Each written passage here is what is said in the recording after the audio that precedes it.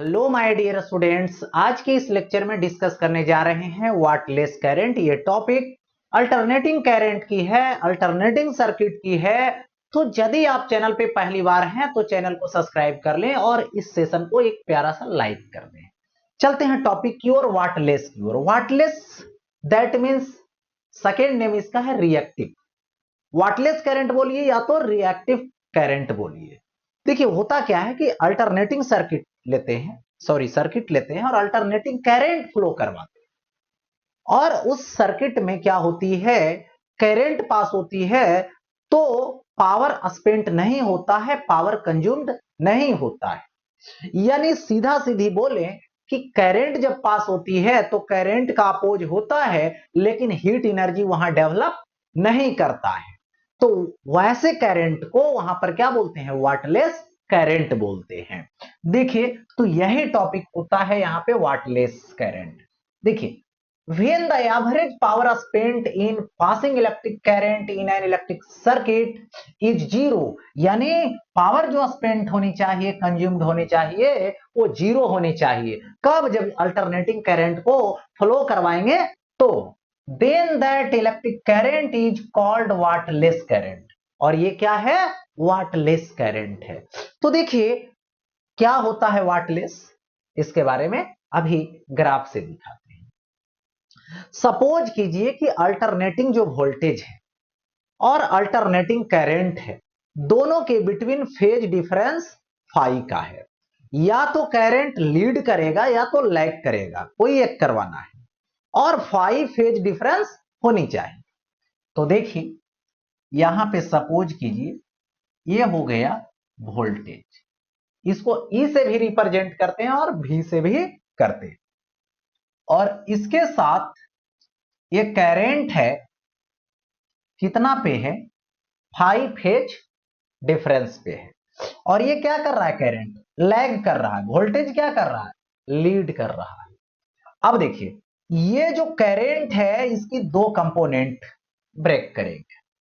Along the voltage I cos phi, perpendicular the voltage I sine phi.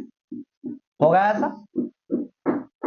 अब देखिए जो आई cos phi है, ये आई कॉस फाई, इसको बोला जाता है वाट फूल।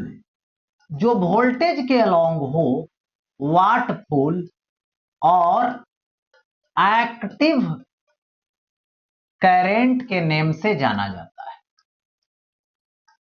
और ये जो परपेंडिकुलर है जिसको बोलते हैं आई साइन फाई, इसको बोला जाता है वाटलेस। वाटलेस जो कि क्या है, वोल्टेज के साथ 90 डिग्री पर है। और जो वोल्टेज के साथ 90 डिग्री बनाता है वो वाटलेस क्यों होता है, इसको भी फॉर्मूला से समझे। तो ये तो वाटलेस हो गया। या तो इसी का एक और नेम है जिसको बोलते हैं reactive, reactive current. Reactive current is also called wattless, या तो वाटलेस कॉल्ड क्या बोल सकते हैं, रिएक्टिव। अब देखिए यहां पर इस तरीके से, तो सबसे पहले यदि पावर ट्रूली लिया जाए, एक्चुअल में लिया जाए, तो ई आई कॉस फाई होगा। क्यों होगा? क्योंकि पावर इज इक्वल टू होता है वी आई। वी क्या? वोल्टेज, मतलब वोल्टेज यहां कौन है? ई है। और वोल्टेज के सेम फेज में कौन सा करंट है? आई कॉस फाई। तो आई कॉस फाई ले, तो ये हो गया ई आई कॉस फाई।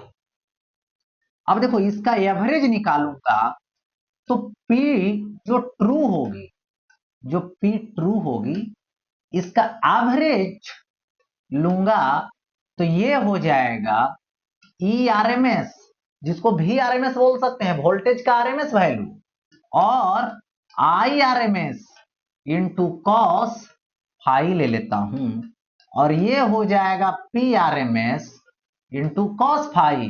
और यहां पे कॉस फाई क्या है?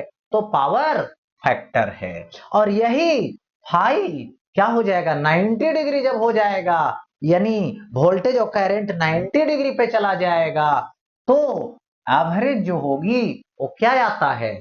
जीरो आता है। इसीलिए जो 90 डिग्री पर बनाएगा कंपोनेंट 90 डिग्री पर होगा तो क्या होगा, वाटलेस हो जाएगा। अब देखिए यहां पे रेसिस्टिव सर्किट यानी सर्किट में ओनली रेसिस्टेंस है, तो उस केस में क्या होगा, वोल्टेज V लीजिए या तो E लीजिए, I लीजिए, दोनों सेम फेज में है, तो यहां पर phi is equal to 0 degree यानी P एवरेज यानी इज इक्वल टू PRMS होता है। मतलब ये जो करंट है यदि सर्किट में रेसिस्टेंस है तो ये कैसा होगा, तो यहां पर बोलना है वाट फुल होगा। कैसा होगा, वाट फुल होगा या तो एक्टिव होगा। और यही प्योरली इंडक्टिव और कैपेसिटिव सर्किट, यानी कहने का मतलब हुआ इंडक्टर हो या फिर ओनली कैपेसिटर, तो इस केस में जैसे इंडक्टर रहेगा तो करंट और इसकी वोल्टेज के बिटवीन फेज डिफरेंस 90 डिग्री की होगी, तो करंट जो है वोल्टेज के एलोंग है ही नहीं। यदि इसका कंपोनेंट इधर लेते हैं तो 0 होगा क्योंकि कंपोनेंट तो ब्रेक कर नहीं पाएंगे, 90 डिग्री पर होगी।